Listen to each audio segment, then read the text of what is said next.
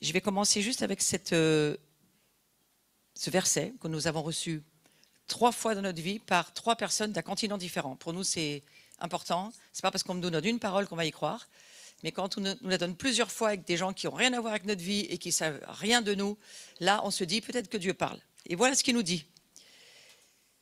C'est un appel de notre famille pour Bruno et moi, mais notre famille de l'abri dont nous faisons partie. Et forcément donc de la France, puisque nous sommes français. Les tiens rebâtiront sur d'anciennes ruines. Tu relèveras des fondements antiques. On t'appellera réparateur des brèches, celui qui restaure les chemins et qui rend le pays habitable. Donc voilà ce pourquoi nous allons vous partager notre histoire.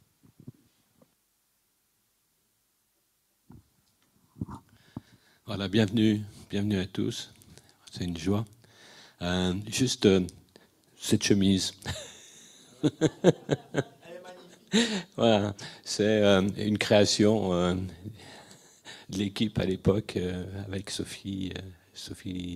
Maintenant c'est Sophie Bruno. Sophie François. Il y avait Claire et puis de Lyon, une troisième. Et donc ça c'était comme il y avait des pays où on ne pouvait pas emmener des bannières. Vous allez voir des photos, donc il y a des bannières, mais il y a des pays où on ne pouvait pas emmener des bannières. Donc nous étions les bannières. Et celle-ci, vous la trouverez, c'est la bannière de l'entraide, c'est des bannières de Stanfield. Et donc voilà, c'était juste pour... Je vais rajouter quelque chose. Oui. Bruno est beaucoup dans le détail, hein. Ça va être beaucoup dans le détail, mais synthétiser quand même. Hein. Et la chose que j'aimerais vous dire, pourquoi nous faisons ça ce matin? Parce que pendant des années, Dieu nous a dit, ne parle pas de ce que tu fais, cache-le, je ne veux pas le dire aux autres. Donc il y a des choses que Dieu nous dit qu'il ne faut pas partager aux autres, sauf les personnes avec qui vous travaillez. Et on avait un site à l'époque, il y avait une face ouverte, une face cachée, et la face cachée, il fallait un code pour pouvoir rentrer dedans. Et en fait, ce que nous allons vous faire découvrir, c'est notre témoignage de vie avec notre famille spirituelle, qui n'est pas seulement de l'abri, mais il y a eu beaucoup dans la route qu'on va vous partager. Il y a eu d'autres routes que nous avons faites, mais celle-ci, spécifiquement la route de la soie, nous avons été très aidés par les prophètes qui sont dans nos fondements. L'un s'appelle Pierre-Daniel Martin, tout le monde connaît plus ou moins, et l'autre, Anne Griffith, qui est en Northumbria, dans le nord des îles de la Grande-Bretagne. Et en fait, c'est important que je vous dise ça. Pourquoi? Parce que nous ne pouvons pas faire ce genre de voyage tout seul. Donc nous avons beaucoup prié à l'époque pour savoir et demander au Seigneur, tu veux nous faire des choses comme ça? Mais au début, on ne comprenait absolument rien. Sachez qu'au début, on ne comprenait rien. On est parti la première année en Israël pour faire du tourisme, voir la Terre Sainte à quelques-uns. Et voilà, et j'ai dit à Pierre-Daniel, on est allé voir Pierre-Daniel à Marseille, il habitait à Marseille à cette époque-là. Pierre-Daniel, il me semble que le Seigneur me dit qu'on devrait aller en Israël. Toi, tu es déjà allé, tu ne veux pas venir avec nous? Non, pas moyen, moi c'est fini Israël, j'y vais plus. Et on a fait le retour en voiture pour aller lui demander de nous accompagner. On était sûr qu'il allait dire oui. Il dit non. Et on rentre chez nous déçus, mais vraiment déçus. Et on attend quelques jours. Et quelques jours après, 2-3 jours après, hein, Bruno, 2-3 jours après, Pierre-Daniel nous appelle et dit « Oh, Dieu m'a parlé, il faut que j'aille avec vous. » Donc donnez-vous du temps. Quand vous allez vous trouver quelqu'un, ça ne se fait pas comme vous voulez. C'est pas grave. Si Dieu, vous savez, Dieu est plus têtu que les gens. Alors quand Dieu veut faire un truc, il va vous empêcher de dormir, il va mettre quelqu'un qui va vous casser la tête, mais vous allez le faire. Quand c'est Dieu, soyez pas inquiets, Dieu s'occupe de vos affaires. Donc ça, c'est une des premières choses. Je voudrais vous encourager dans les choses dans lesquelles vous êtes peut-être déjà ou dans lesquelles vous allez être appelés, parce que je vous rappelle que nous sommes dans une saison de transition. Nous, on vous montre une gloire passée, mais nous nous préparons pour une autre gloire future qui sera différente, et on en reparlera plus tard. Mais là, c'est un témoignage. Pour faire quoi? Pour vous encourager et pour vous dire, vous avez sans doute peut-être des choses cachées dans vos armoires. C'est pas grave, si vous ne devez pas les sortir, ne les sortez pas. S'il faut les sortir, sortez-les au nom de Jésus. Voilà. Et la chose importante aussi, c'est que nous ne pouvons évidemment pas vous raconter 20 à 25 ans de vie en détail, hein, pitié Jésus, mais donc synthétiser et simplement prenez ce qui vous va être la substance pour vous propulser dans ce que Dieu veut vous dire. Hein. La parole de révélation, la chose importante, c'est qu'elle bâtit, elle construit, elle crée. J'aimerais rajouter une chose. Toutes ces routes, tout ce dont on va entendre parler, où est notre place, nous, la France? Et quand je dis la France, il y a la francophonie avec. Nous sommes appelés à quoi? Oui, mais alors nous, moi j'ai dit, hein, j'ai prêché 10 ans en Égypte, je leur ai dit, vous avez du bol, hein, on parle que de vous dans la Bible, mais alors nous, nous, la France, jamais nommée, jamais nulle part, Haute-Sarfat, encore, c'est Rachid qui l'a dit au Xe siècle, hein. On le croit, mais bon, voilà, il n'y a pas trop question de nous dans la Bible. Hein, et ils râlaient tout le temps, ces Égyptiens. Je leur disais, mais bon sang, mais soyez contents. Béni soit l'Égypte, c'est pas marqué béni soit la France. Hein. Alors, bon, déjà, ils baissaient un peu leur agressivité parfois. Hein, et comme a dit Yuval hier, Dieu raconte tous les péchés d'Israël. Vous trouvez ça drôle? Il écrit un livre, il raconte tous leurs péchés. C'est pas drôle, hein? C'est ce qu'il nous a dit hier. Hein? Vous aimeriez qu'on écrive un livre, on raconte tous vos péchés? Il fait, bon, moi, franchement, la Bible, hein, voilà, hein, faut aimer Jésus. Chacun son appel. On n'a pas tous le même. Mais une chose, il faut que vraiment nous comprenions combien la France a une place majeure maintenant. Dans la saison de transition dans laquelle nous entrons, nous avons une place majeure. Je redis ce que j'ai dit au début de la célébration de ce matin. La France doit parler, ouvrir sa bouche pour gouverner ce qui se passe dans les nations. Nous sommes appelés à être la voix prophétique. L'Allemagne est plus apostolique, mais l'Allemagne, il lui manque vraiment parfois de la direction prophétique. Hein. Donc, il va nous falloir, nous, l'Église, de la francophonie, de la France en tous les cas, parce que c'est chez nous que Dieu a versé ce mouvement dont il est question avec Jean. Et que Jean, ensuite, alors écoutez tout ce qui s'est passé hier, c'est trop long, hein, mais je veux juste vous dire une chose pour que vous compreniez bien. Qu'est-ce que nous, la France, on a à voir avec ces histoires de Jean? Jean est à Éphèse, il vit avec Marie. Je reprends l'histoire à ce niveau-là. Et Jean est tellement amoureux du Messie, et il vit avec la mère du Messie, qui a vécu le mystère de l'incarnation. Il va écrire l'évangile de Jean, du reste. Pour moi, ce n'est pas Jean qui a écrit l'évangile de Jean, c'est Marie. Lui, il a retranscrit ce que Marie a dit. Et quelque part, Jean a quand même ses visions et ses révélations à lui, bien sûr. Jean va mettre ses mains sur Polycarpe. Et Polycarpe, son disciple, on est à la Turquie aujourd'hui, mais à l'époque, ça ne s'appelle pas la Turquie, ça s'appelle l'Asie mineure, ça s'appelle même l'Anatolie, le pays du Levant. Et quelque part, Polycarpe va mettre ses mains sur Pothin. J'aimerais vous rappeler, Pothin, premier évêque de Lyon. Irénée, deuxième évêque de Lyon. Voyez le lien entre Jean, les voyants, et Lyon. La capitale spirituelle, selon moi, du pays. Je le redis, je n'ai jamais changé d'avis.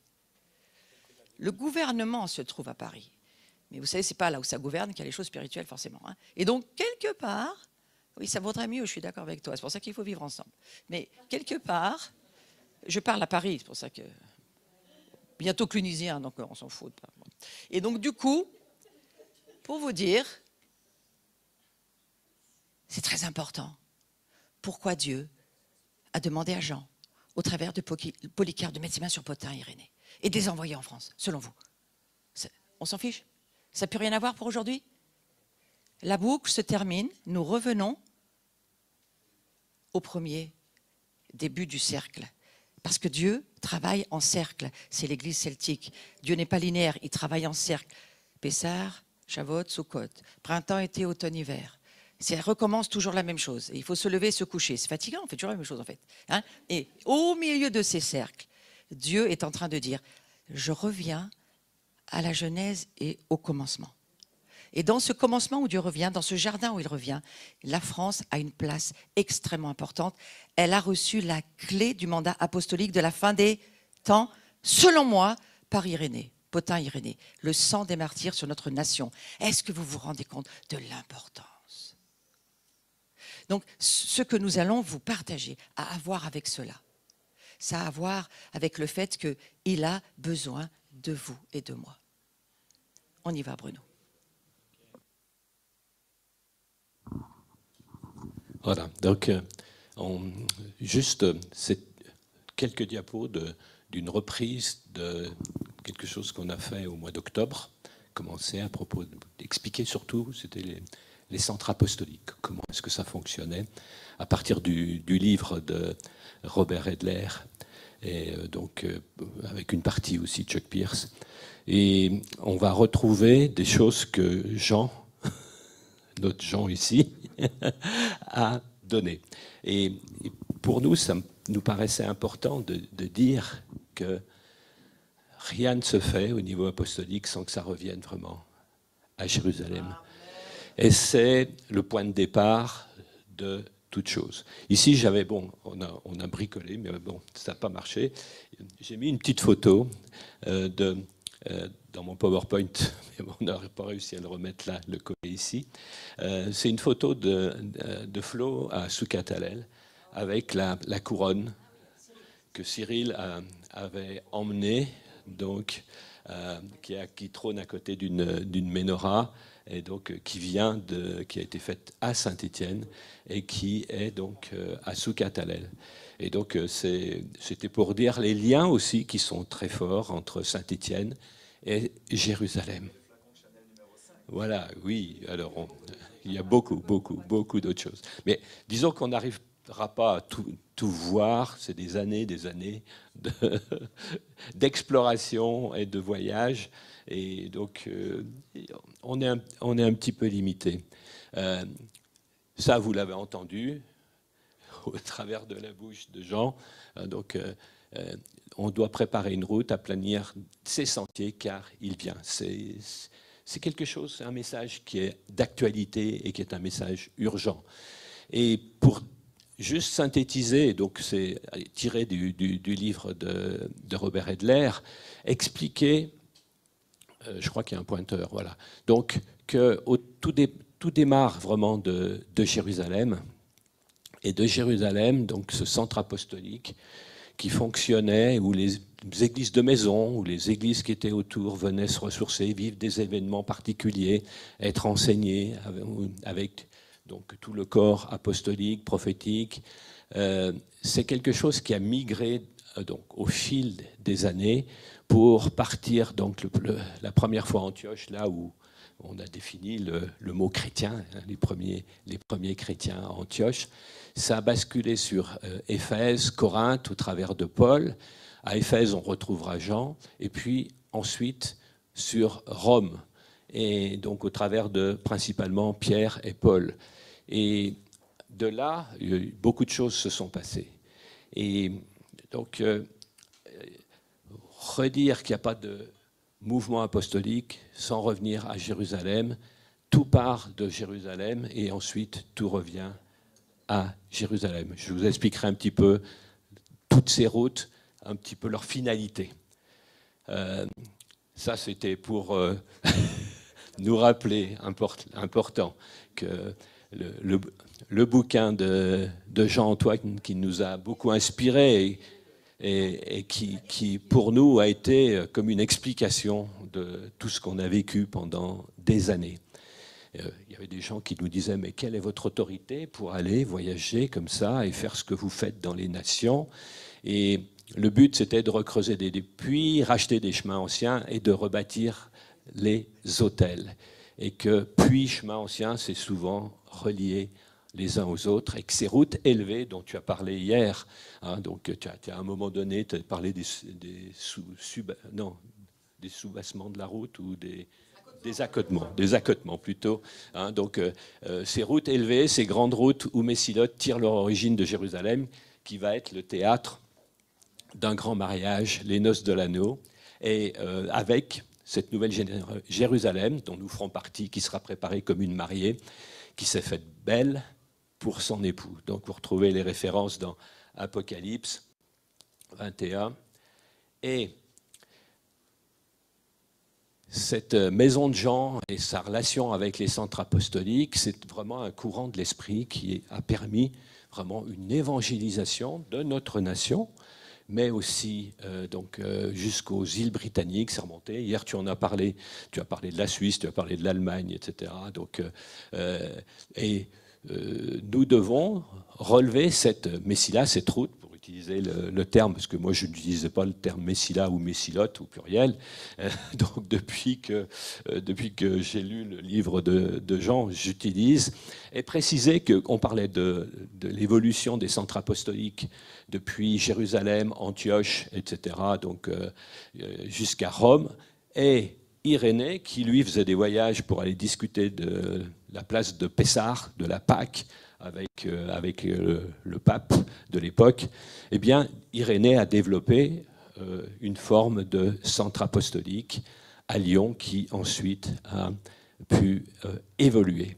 Alors, ces routes, elles vont dans différentes... On va en citer 3 principalement, tu en as parlé, celle d'Ésaïe 19 qui traverse le Moyen-Orient, donc du nord au sud. Cette route d'Ésaïe, c'est la Syrie, l'Égypte et au centre Israël. Et qu'il y a un mouvement qui est en train d'avancer entre juifs et arabes. On verra tout plus loin donc, une photo qui concrétise cela sur la réconciliation de ces juifs et de ces arabes qui s'aiment d'un amour sincère et qui s'engagent les uns les autres, envers les autres, dans des alliances qui sont très fortes. Celui de la maison de Jean, c'est marrant parce qu'on parle de l'arc celtique. Quelqu'un m'a dit, mais cette croix bleue, là, c'est quoi? Ça vient d'où? Puis j'ai dit, mais il y a d'autres gravures qui viennent. Non, c'est pas la Bretagne. Ça vient de l'île de Skye, de Iona, etc., donc en Angleterre. Et nous avons fait ces voyages donc, dans l'arc celtique, avec, au sein de ces pays celtes, bon, il y a Lyon, de Lyon à Poitiers, on a parlé de Martin de Tours, Hilaire était à Poitiers aussi, et puis donc ça passe par l'Écosse, ça passe par l'Irlande, et on est même remonté jusqu'en Islande, et on avait le projet d'aller chez les Inuits et d'aller en Alaska, mais bon, ça sera pour une fois prochaine. Et le point de départ, c'est Jérusalem, puis Éphèse, pour atteindre, en fait, quand on parle d'un mouvement, un mouvement d'évangélisation, il a fait le tour du monde. Et il a fait le tour du monde, ce mouvement, dans 2 sens. Oui? Bon. Non. Bon. D'accord. Et dans 2 sens, les choses se sont faites. Elles se sont faites depuis l'Europe vers le continent américain avec les migrations et donc tous les mouvements qui ont fui quelque chose qui se passait en Europe. Et donc l'évangile s'est déplacé de cette façon-là jusqu'en Amérique, jusqu'en Australie. Puis il y avait un autre mouvement qui se faisait dans l'autre sens à partir d'Édesse. Édesse, Şanlıurfa actuellement en Turquie. Et donc depuis Antioche, il y avait une ville, pas très très loin, quelques centaines de kilomètres, Şanlıurfa, c'était Édesse. Et Édesse, c'était le point de départ de l'église nestorienne qui, elle, a évangélisé dans le sens contraire de la route de la soie, c'est-à-dire d'ouest en est, jusqu'en Chine, avec notamment donc, la famille de Kubilai, sa mère, etc. Donc il y a eu des empereurs mongols des descendants de Gengis Khan, hein, donc, et qui ont, à un moment donné, ont participé à les Mongols se sont sinisés. On a utilisé un terme proche de ça. Les Mongols se sont sinisés, se sont installés en tant qu'empereurs à une époque en Chine, mais il y a donc tout un travail, on le verra plus loin avec la stèle nestorienne, donc dans la partie Chine, quand on était en 2015, il y a vraiment eu un mouvement qui a été plus fort. L'Église d'Orient a été plus importante que l'Église d'Occident. En nombre, en impact, elle a été plus forte. Mais c'est quelque chose qu'on ne nous enseigne pas, puisque nous, on est dans l'Ouest, on est dans les pays occidentaux, on parle de notre histoire. Mais à partir du moment où on a commencé, entre autres, à parler des pays d'Orient et des difficultés qu'ils ont rencontrées avec Daesh, etc., on a fait des réunions à l'abri à ce sujet-là. Et c'est très important de découvrir toute cette église qui parle dans certains endroits encore l'araméen, la langue que Jésus utilisait. Et donc, il faut garder un peu de place de façon à ce que notre esprit s'élargisse et comprenne les plans merveilleux de Dieu pour toucher le monde. Et donc, voilà, c'était pour se rappeler cela. Et puis, tu as parlé de sinisation. Alors, on a vécu des choses très particulières. Ça, c'est une route au Kyrgyzstan. Les anciennes routes de la soie, elles démarraient donc dans les lointaines contrées chinoises, extrême-orientales. Et on a constaté qu'il y avait une réactivation ces dernières années. C'était impressionnant.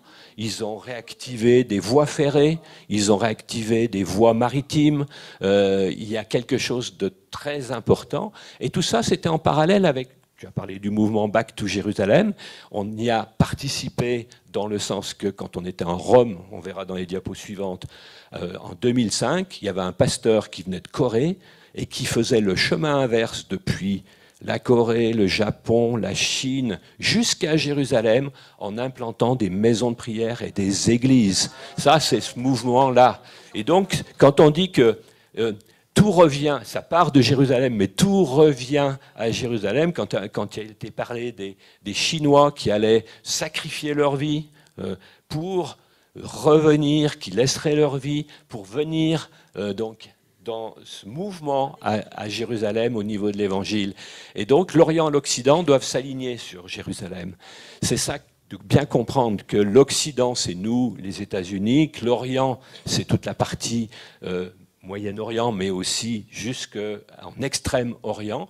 Ça doit se faire, et tu as parlé d'Ésaïe 49, 11, 12, sur les routes refaites ou relevées ou reconstruites, qui dit « Voici ceux-ci viendront de loin ». J'ai rajouté le verset parce que je ne l'avais pas mis, mais j'ai trouvé que c'était important. Mais disons que les diapos étaient faites avant que tu viennes. Ceux-là du nord et de l'ouest, donc on a compris hier quand tu nous en as parlé que ça parlait de nous, et puis ceux du pays de Sinim, c'est-à-dire de la Chine.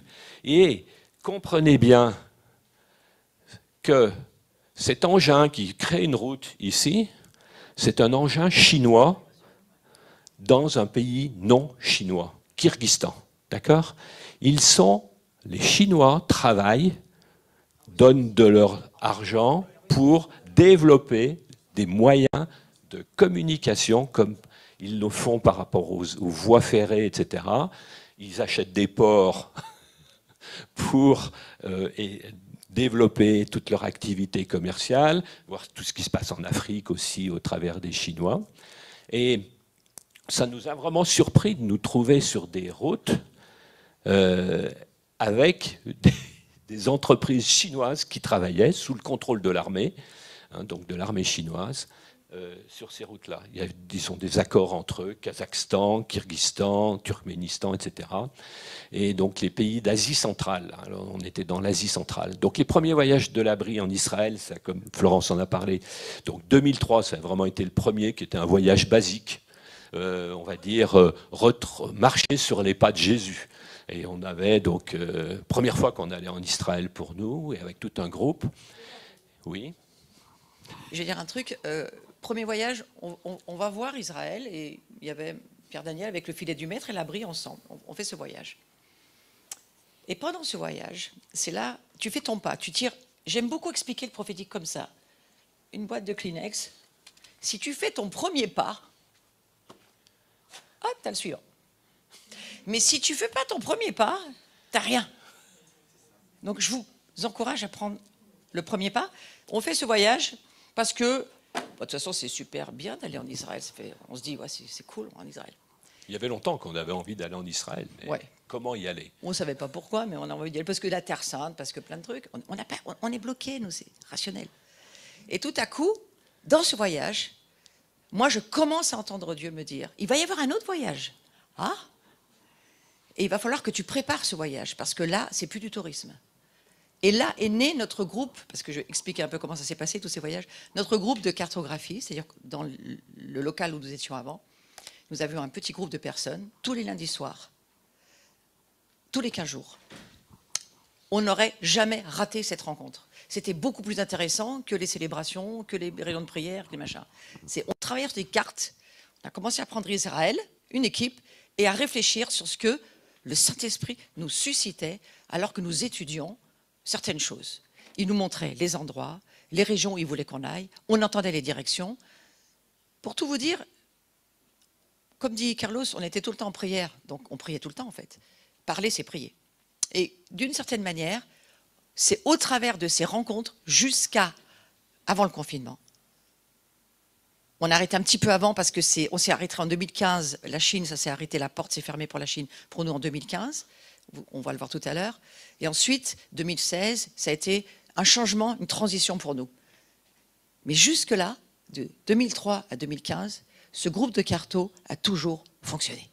Et on n'a pas fait seulement l'Asie, on a fait le Nord, on a fait Ésaïe 19, ce que Dieu nous montrait sur ces routes-là. Voyez, on ne fait pas tout. On fait ce que Dieu nous dit. On fait exactement que ce que Dieu nous dit. Sinon, on est perdu. Comment vous voulez qu'on gagne ou qu'on fasse un pays en entier en une semaine? Donc, on fait juste ce qu'on entend Dieu nous dire. La maison de Jean, c'est ça. C'est tu écoutes et tu obéis. Et un jour, si la grâce descend sur toi, tu comprendras. Mais fais ce que Dieu te dit. Et on a commencé, donc 2003 avec Pierre Daniel. 2004, je rencontre, c'est trop long à expliquer, Dieu me dit, téléphone à cette femme, une Anglaise. Mon Dieu, j'ai pas d'anglais, comment je vais faire? Elle est prof de français, je le découvre après. Oh, la grâce de Dieu, Dieu vous envoie des gens avec qui vous pouvez travailler. C'est là où vous savez que c'est Dieu. Hein. Si vous avez un chinois, vous parlez pas chinois, ça m'étonnerait que ça soit Dieu. Et Anne Griffith a été pour nous la direction prophétique pendant beaucoup, beaucoup d'années.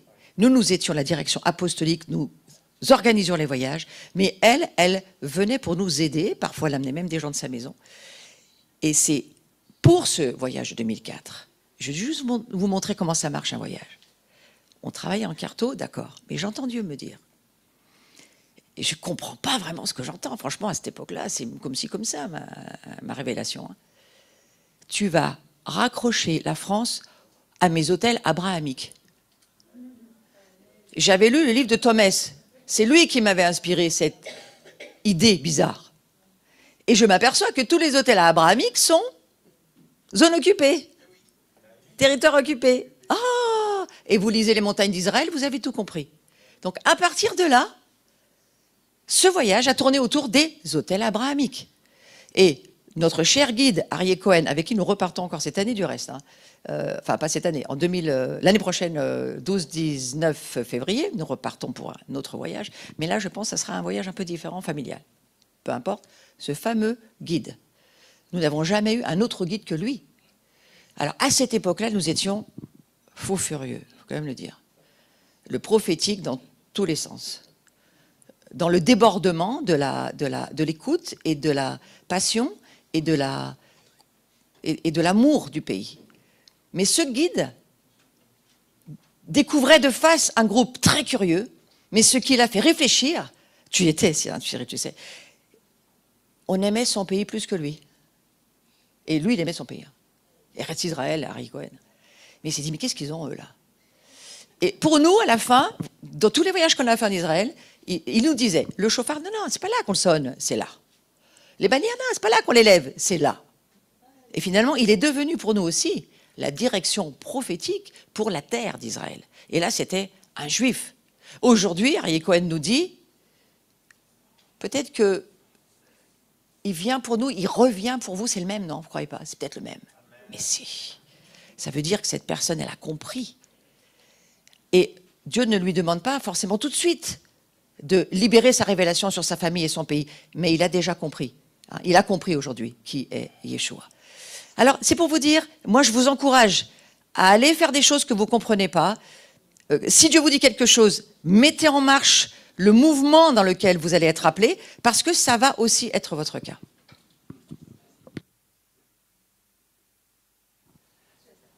Alors Arié, on lui disait, Arié, tu es un prophète. Il disait, non, je suis un Cohen. Je suis du temple. Ah, mais bon, c'était spécial avec lui. Et pour dire que la première année où nous sommes partis en 2003, Pierre Daniel avait dit, OK, je vais faire un voyage, mais moi j'ai des guides, Loïc Leméoté, etc. Et puis, au moment de partir, il y a Moti, je crois, il venait de se casser quelque chose.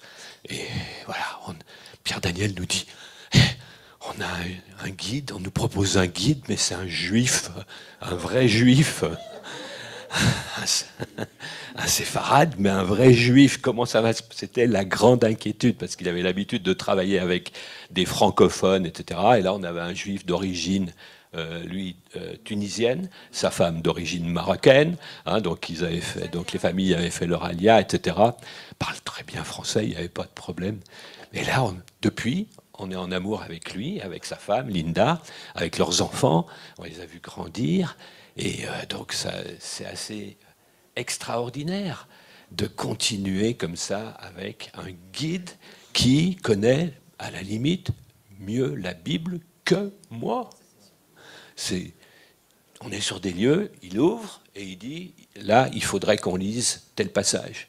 Là, à vous maintenant de prier, qui est-ce qui... C'est impressionnant d'être avec un guide, un juif, qui fonctionne comme ça. Ça, c'est extraordinaire. Il y en a certains, ils ont tendance plutôt à reprendre leur guide en reprécisant les choses. Nous, non, au contraire. C'est un plaisir de travailler avec lui. Alors, quelque chose est venu, un événement s'est passé donc en 2005 à Rome, une conférence où il y avait des gens de Cibler l'Europe. Donc il y avait Samuel Rhin, il y avait Michael Schiffman, etc. Mais surtout, c'était organisé par Peter et Doris Wagner. Il y avait Chuck Pierce, il y avait Cindy Jacob. Et puis c'est là où on a rencontré David Stanfield avec ses bannières. Et on a découvert quelque chose qui nous a vraiment impacté, une confirmation. Ce que Florence disait quand on a commencé en 2004, à commencer à prier et à voir des réponses aux prières. Je me rappelle donc, quand on a prié pour la pluie en Israël, et puis que le lendemain matin, on prenait des photos, et il y avait autour de l'ambassade chrétienne en Israël, il y avait des flaques d'eau. Donc il y avait des preuves qu'il avait plu. Hein, donc on a commencé à comprendre qu'il y avait des prières, et surtout au travers, c'est le but d'un bouquin de Peter Wagner sur le spiritual mapping, donc c'est la cartographie. On a découvert que il y avait des gens qui pratiquaient déjà ça, mais pour nous, c'était nouveau. Et on a appelé ça cartographie, avec des prières plus stratégiques, plus effectives et plus ciblées.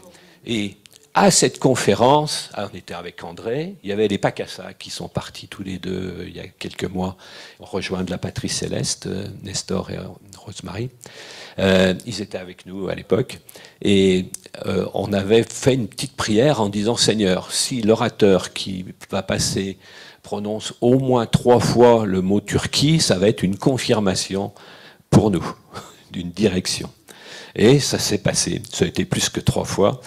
Et dans un premier temps, dans ce spirituel mapping, donc là, on a une photo à gauche où on voit David Stanfield, Flo avec une bannière, c'était à Pozzuoli, là où en fait Paul a débarqué quand il est arrivé de Malte, après ce qu'il a vécu donc à Malte avec le naufrage. Il a été débarqué en Italie, à Pozzuoli, là où il y avait donc un cirque, une arène, et on est allé donc avec tout le groupe.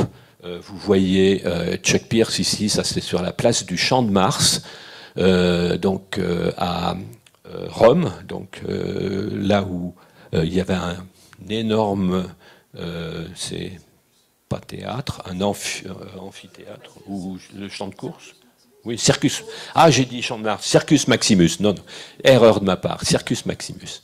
Et puis en dessous, donc, on voit Doris Wagner avec Flo et André, et puis Peter, voilà. Donc Peter qui nous a enseigné et où il est parti lui aussi, mais Doris est toujours là, on a toujours des nouvelles, donc elle vit son chemin.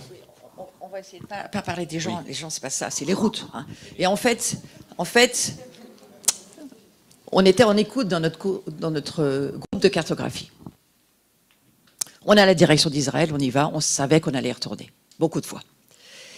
Mais on entend dans ce groupe, on a une conviction, on a un truc, la Turquie. Moi, je ne savais même pas où c'était, la Turquie. À cette époque-là, la Turquie. C'est là, d'accord. Est-ce qu'il faut vraiment qu'on aille en Turquie? Franchement, on ne savait pas. Mais qu'est-ce qu'on va faire en Turquie, nous? Qu'est-ce qu'on a à voir avec la Turquie? Éphèse, tout ça, Jean, c'est très loin de notre pensée. Hein. Qu'est-ce qu'on va faire en Turquie? Et on se dit, on sent qu'il faut aller à Rome écouter ce fameux Peter Wagner. Parce que ça nous rejoignait l'histoire de la cartographie, ce qu'on avait commencé à faire sans comprendre pourquoi on faisait ça, en fait. La cartographie, on faisait du mapping, mais c'est de Dieu, ce truc-là, c'est quoi? Et lui, il nous dit, oui, bien sûr, moi je travaille comme ça. Donc ça confirme ce qu'on fait. Et ce jour-là, on avait dit en prière, on veut une confirmation. On ne va pas aller en Turquie pour faire quoi? On ne sait pas ce qu'on va faire. Et ce que vient de dire Bruno, toute la journée, Peter Wagner nous dit, je pensais que la conférence d'intercession allait fermer la fenêtre. Il y avait eu la fenêtre 10, 40, ensuite 70, je ne sais plus quoi, et voilà, 40, 60 et... 10, 40 et 40, 70, voilà, moi à cette époque-là, j'étais pas du tout là-dedans. Et il dit, moi je croyais que c'était fini, que la porte 40, 70, c'était fini, terminé, on la ferme. C'était une porte close pour le Moyen-Orient. Et Peter de dire, Dieu vient de me parler et de me dire qu'il va y avoir la porte 9/11, c'est-à-dire du 11 septembre, céleste, qui s'ouvre, et maintenant, j'envoie les nations s'occuper des musulmans en Turquie. Ah mon Dieu, mais qu'est-ce qu'on va faire avec les musulmans en Turquie, nous? Et je commence à comprendre que Dieu veut nous envoyer en Turquie, nous occuper des musulmans. Mais c'est pas possible. Et je me dis, mais qu'est-ce qu'on va faire en Turquie, s'occuper des musulmans? On rentre en se disant, on sait que Dieu nous a parlé, mais qu'est-ce que ça veut dire? Ça va vous arriver, ça. Qu'est-ce que ça veut dire? Et petit à petit, vous allez voir, on va avancer sur le sujet. On va vous montrer comment on entend Dieu. 666, c'est pas là-dedans, je suis pas sûre. On fait un tabernacle, avance sur la diapo. On fait un tabernacle dans nos locaux où pendant 48 heures, on va adorer Dieu. Et on va aller en Grèce. Ça va passer très vite. Et ensuite, qu'est-ce qui va se passer? Attends, je vais finir. Je vais avancer parce que je vous ai un esprit de synthèse. Et quelque part, alors qu'on va aller en Grèce commencer un travail et nous repentir, parce qu'il faut se repentir quand on va dans les nations de ce que notre nation a fait, même si nous, on n'a rien fait, c'est nous et nos pères, nous avons péché, à partir de là, va s'ouvrir, il fallait aller en Grèce, nous repentir de tout l'esprit des Lumières, de tout ce que la France a fait en Grèce. On n'est pas les seuls, il y en a plein qui font ça. Mais nous, sur notre appel, il fallait le refaire. Donc, vous allez voir les diapos, on l'a fait, parce qu'ensuite, voilà, on va avoir besoin d'avoir donné notre prière et demandé pardon à la Grèce pour que la porte s'ouvre pour la Turquie. Sinon, la porte ne se serait pas ouverte en Turquie. Et il faut parfois, quand Dieu vous donne une direction, aller ailleurs. Parce que Dieu ne veut pas que vous soyez en danger d'entrer dans une nation si vous n'avez pas d'abord pris la porte de la repentance. Voilà. Et je vais expliquer encore quelque chose. Pour chaque voyage, c'est synthétique, pour chaque voyage, nous étions une maison qui pratiquions la délivrance au quotidien. Il y a des gens qui sont partis tellement ils en avaient marre qu'on chasse les démons. Ils avaient peut-être raison, mais nous, on est restés. Pourquoi Dieu nous a demandé ça? Parce que dans chaque nation où nous devions aller, on avait 1 an de préparation. Je vous dis, 1 an de préparation, les lundis soirs, tous les 15 jours, ça durait des fois 2 heures, 3 heures. Certains s'endormaient dans les réunions, tellement c'était trop long. Et nous avions ensuite des réunions de délivrance. Parce que chaque pays où on allait poser nos pieds, Dieu disait, si tu n'es pas libre de ça, si tu n'es pas libre de ça, 20 ans, hein, ça durait, si tu n'es pas libre de ça, tu ne peux pas rentrer, tu vas mourir. Donc nous, on voulait vivre. Alors on faisait des réunions et on chassait tout ce qu'on pouvait, on demandait pardon, on se mettait pardon. On a passé des années, le nez sur la moquette, à tousser et bien d'autres choses, pour que nous puissions ensuite aller dans le pays. Donc vous comprenez bien que même au niveau régional, là où vous vivez, il y a des lieux, si vous ne nettoyez pas votre vie, si vous ne faites pas de la repentance et de la délivrance en chassant les démons qui vous habitent, parce que peut-être ils habitent dans la terre et chez vous depuis des ancêtres, si vous ne vous libérez pas de ça, vous n'avez pas d'autorité. Donc je vous dis ça en passant très vite, mais je trouve que c'est important de le dire. Alors, à propos de spiritual mapping, donc on avait fait une journée spéciale donc, à Athènes, vers le Parthénon, donc, qui était en restauration, avec une petite équipe qui venait de différentes nations. Il y avait l'Australie, il y avait Sam Matthews qui était là avec des amis, il y avait Soda et Christine Jeanville qui nous accompagnaient, donc André, Laurent. On faisait un petit tandem là avec Georges Markakis qui était l'instigateur de cette conférence. Et puis là, j'ai lu, on est à un endroit particulier que vous trouvez dans votre Bible, dans le livre des Actes, qui est l'aéropage. L'aéropage, c'est là où Paul a parlé aux Athéniens. Donc on a repassé, il y avait du monde autour, on a relu cette déclaration entre autres. Et puis ici, c'était un petit peu particulier, c'était par rapport à la chouette Athéna. Et donc on a deux choses. cette chouette. Quand vous voyagez, qu'est-ce que Dieu va vous dire? Fais une déclaration. Donc il l'a fait. Il va vous dire, tu vois, il y a une puissance là. Tu as quelqu'un en autorité sur le pays qui est reconnu par le Seigneur. On a pris la chouette et bang! Acte prophétique, on a détruit cet esprit sur nous déjà. On n'a pas décidé d'être sage à la façon du monde, mais d'être sage à la façon de Dieu. Je vous promets que c'est un genre de folie. Hein? Mais la sagesse de Dieu est folle pour ce monde. Donc ce que Dieu va nous demander, ce n'est pas des choses raisonnables. Ce sont des choses qui, pour lui, c'est sa sagesse. C'est le genre de prophète comme Jésus qui lui dit, t'es un aveugle, il met 2 plaques sur les yeux et il dit, maintenant tu vas voir. Ça aide pas, hein, c'est un acte prophétique bizarre quand même. Hein. C'est ce qu'a fait Jésus. Hein, à l'aveugle, il a pris 2 plaques, il a mis sa salive, paf, paf, il lui met 2 plaques sur les yeux et il lui dit, maintenant va laver tes yeux. Le gars, il ne voit plus rien. Vous trouvez ça raisonnable? Non, mais il faut sortir de la religion. Parce que Dieu ne fait rien avec la religion. Mais il fait avec lui la façon dont il veut que vous fassiez. Donc vous comprenez qu'ici, on est devenu très très sage depuis des années. Mais croyez-moi qu'au début, c'était pas du tout comme ça. Et tant mieux, on est beaucoup plus présentable, on a trouvé notre équilibre, mais le prophétique a besoin de se déséquilibrer à un moment donné, parce que Dieu va te tester en te disant, est-ce que vraiment tu peux le faire pour moi? Hein? Voilà, c'est la question que je voulais vous poser. Excusez-moi, à partir de 2007, réellement, donc là, une équipe s'est mise en place. Mais 2006 déjà, on avait fait quelque chose de particulier en Israël et en Jordanie. Donc, on s'est retrouvés dans les villes refuges. Et donc là, c'était Jerash, où il y avait un groupe de l'armée jordanienne qui est venu avec ses cornemuses et on a dansé dans l'amphithéâtre. Mais on ne vous raconte pas des petites histoires. Qu'est-ce qu'on fait là?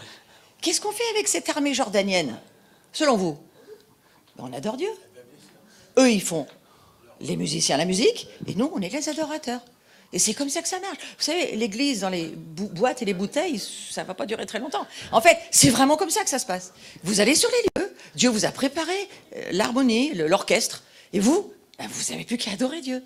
Et les gars, ils étaient trop contents qu'on danse sur leur musique. Sauf que nous, c'était loué soit Dieu, loué soit le grand Messie. Hein, voilà. Et 12 ans plus tard, on les a retrouvés les mêmes à Amman, dans une autre conférence avec les Watchmen. Ce même groupe, ils avaient vieilli, effectivement, comme nous, mais donc, ils ont refait aussi... Donc, on est bien dans le tombeau des rois, là, à droite, là. À droite, oui, on est à Pétra. Pétra, qu'est-ce qu'on fait à Pétra? Qu'est-ce que Dieu nous demande dans les voyages prophétiques, en tous les cas les nôtres? Donc Pétra à la porte, et puis... Tu vas dans les tombeaux, un des tombeaux. Et tu chantes la résurrection. Donc dans beaucoup de tombeaux dans les nations où on est allé, on aime bien les tombeaux, nous. Parce qu'on va dans les tombeaux, on se met une petite équipe, il y a un super son, et on se met à chanter en langue. Et on prend la Sainte Seine. Où on a un chant fétiche, Adoramus te Domine, c'est un chant qu'on a amené dans toutes les nations, et magnifique est le Seigneur. À un tel point qu'en Iran, ils nous ont dit, c'est l'hymne français, on fait bien sûr. Hein, on chantait dans une mosquée. Alors, oui, en Ouzbékistan, ils nous ont fait. On chantait dans une mosquée, magnifique est le Seigneur, et l'imam nous serre la main, rentrer dans la mosquée. C'est l'hymne français, oui, chantez-le, chantez-le. Et nous, à plusieurs voix, il comprend pas le français. Magnifique est le Seigneur. Non, mais alors à 4 voix, machin, le truc français grégorien, quoi. Et l'imam, il dit, vous n'avez pas d'autres parce qu'ils veulent rester dans la mosquée, ils aiment bien vos chants. Grand et puissant, Dieu, oh là là. Ils comprennent pas le français. C'est pour ça qu'il faut parler en langue. Mais est-ce que vous comprenez la puissance de l'adoration? Moi, je m'ennuie très vite dans les bocals de ce genre. Il faut aller sur les routes, il faut aller sur les lieux où Dieu vous dit, et il vous ouvrira les portes, vous verrez, on va vous expliquer comment il ouvre les portes. C'est toujours du miraculeux, toujours. Et ça, c'était la gloire passée. Nous, on attend la gloire future. Et Flo, donc, après ce 666 qu'on avait fait à Lyon, dans les chiffres, tout à coup, quelque chose s'était passé. Elle a entendu 777, 888, 999.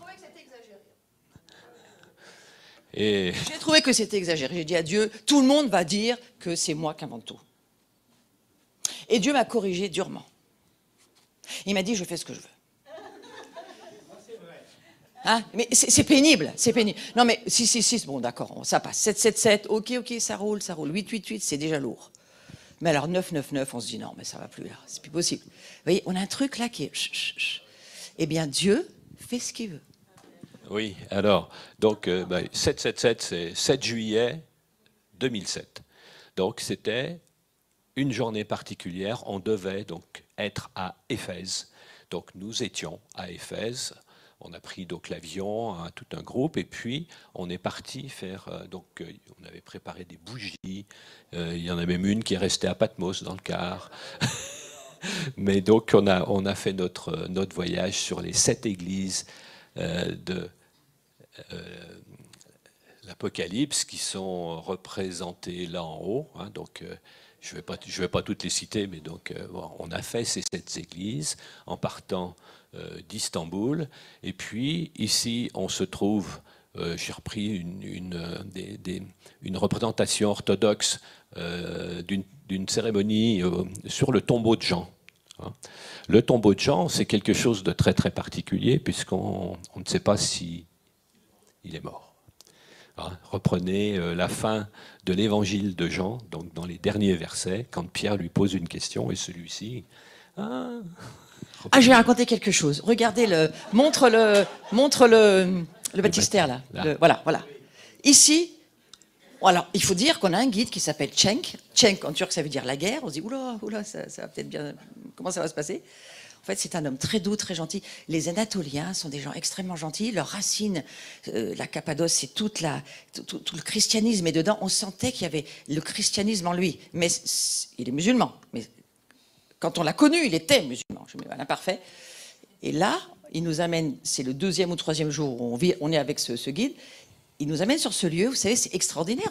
C'est un baptistère en forme de croix. Il faut descendre et remonter. Et normalement, il y a de l'eau. Donc les gens descendent avec des petites marches, ils sont immergés, ils sont baptisés et ils ressortent. C'était comme ça que ça fonctionnait à cette époque-là. Et moi, je m'entends dire à toute l'équipe qui était autour, ah ben on va le refaire, hein, parce que c'est quand même trop fort. Les péchés sont pardonnés, il suffit de remonter pour qu'il n'y ait plus rien. Et le guide, il m'entend, il me fait, c'est vrai ça? Eh ben oui, c'est vrai. Bien sûr, on descend là, on y croit, on passe dans l'eau, qu'il n'y a pas, mais elle y est, on y croit. Et on ressort, et nos péchés sont pardonnés. Et je le vois rester comme ça. Il dit rien. Je dis, oula, il va falloir que ça s'arrange dans le voyage, parce qu'il faut qu'il comprenne quand même qu'il y a un but derrière ce qu'on fait. On s'assoit dans le car. Il me dit, tu veux pas t'asseoir à côté de moi? Tout le car derrière riait, chantait, machin. C'est une belle journée. Et il me dit, c'est vrai, les péchés sont pardonnés. Comme ça. Je dis, ben oui, Jésus, il meurt pour que tes péchés soient pardonnés. Bien sûr que c'est vrai. Parce que, tu as vu, il m'a dit, je suis descendu derrière vous, je l'ai fait avec vous. Oui, j'ai vu. Et t'y crois, toi? Et il me dit, ben, si, c'est vrai. Et je veux que tu pries pour moi. Moi, je me retourne, tout le car. Tout le monde commence à prier. Et le gars, le soir, il me dit, on va arriver à Pamukkale. Et il y a une grande piscine. Mais nous, on a toujours la chance, comme toi, Carlos, souvent quand tu viens chez nous, c'est que tu passes, mais tu la regardes, la piscine. Parce qu'en fait, tu n'as jamais le temps d'y aller. Quand tu arrives, c'est toujours... par la foi. C'est toujours fermé. Nous, on rentre des voyages prophétiques, on se lève à 6-7 heures du matin, on rentre à 8h, 9h pour manger au restaurant, on se fait engueuler parce qu'on est en retard, et les piscines sont toujours fermées. Et donc, on les regarde.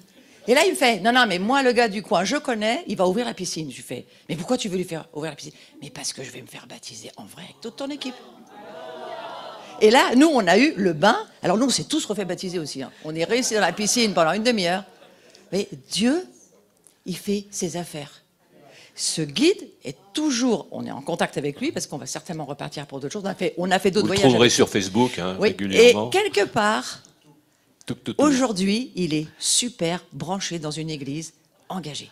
Oui. Donc on se dit, waouh, vous imaginez comment une personne change une nation. Ouais. Il habite Izmir. Soyez encouragés. Moi, je dis ça pour que vous soyez encouragés. Parce que ce qu'on vous parle de la Turquie, c'est peut-être votre quartier. Il y a peut-être une personne dans votre quartier. Il faut juste trouver le truc que Dieu va vous dire. Et puis, vous allez voir, elle va se faire baptiser dans votre baignoire. J'en ai déjà baptisé dans ma baignoire, moi. Oui. Alors, juste, si vous ne savez pas ce que c'est ça, c'est la reconstitution de la maison de Marie. Là où Marie et Jean ont passé au moins une quinzaine d'années. Donc Marie avait une cinquantaine d'années quand elle est arrivée à Éphèse avec Jean en 37. Et puis elle est décédée aux alentours de 70 ans. Et donc c'est un lieu particulier puisqu'il est à la fois vénéré comme dans d'autres endroits en Israël, à la fois par les musulmans et par les chrétiens. Donc c'est un lieu vraiment de paix, extraordinaire. Et donc voilà, ça c'est Éphèse et la menorah gravée dans les marches de la bibliothèque de Celsius. Et puis il faut dire qu'on est allé à Patmos.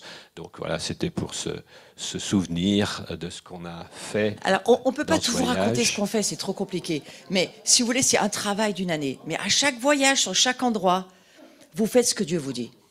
Vous pouvez lire la parole de Dieu, vous pouvez prier, vous repentir, vous pouvez adorer, vous pouvez faire un tas de choses.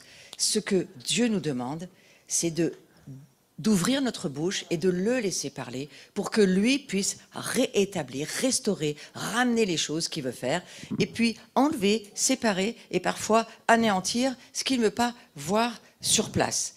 Je redis bien, nous ne faisons pas les choses sans autorité, nous travaillons en équipe, nous avons parfois des gens du pays, parfois nous n'en avions pas parce que c'était juste introuvable. On est tous vivants, personne n'est mort, j'ai jamais eu d'accident dans tous nos voyages. C'est une preuve, c'est un fruit. Maintenant, soyons tous prudents, on n'attaque pas les principautés, les machins, on est d'accord de dire ça. Mais parfois, on peut paralyser ou arrêter des choses parce que Dieu nous demande de le faire. Ceci dit, la Turquie, à cette époque-là, dans ces premiers voyages-là, nous n'avions pas encore compris que nous étions sur la route de la soie. Nous étions juste en Turquie pour marcher, faire connaissance avec ces 7 églises, faire connaissance avec ces endroits de Jean, mais la maison de Jean, on n'avait encore pas, non, la maison de Jean. 2009, j'ai entendu le Seigneur me dire, tu relèves cette maison. Là, la maison de Jean, elle n'était pas dans notre cœur encore. On était sur les Messilotes, mais on n'était pas dans la maison de Jean. Aujourd'hui, on a fait tous les liens.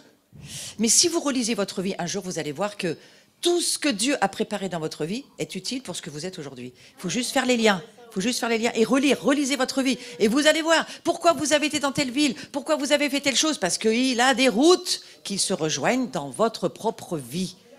Hein? Donc c'est tellement intéressant que moi j'aimerais, on a prié hier soir, l'onction est encore là, touchez le sol avec vos 2 pieds, l'onction des voyants est là, au sol comme dans l'air, et nous devons voir aujourd'hui. Nous devons voir, c'est une urgence, voir nos vies, voir les chemins, voir pourquoi nous sommes appelés, voir pour notre nation, voir pour les autres nations. Alors, en 2008, donc nous étions à Antioche. Avant d'arriver à Antioche, nous sommes passés, Flo et moi, à Chypre.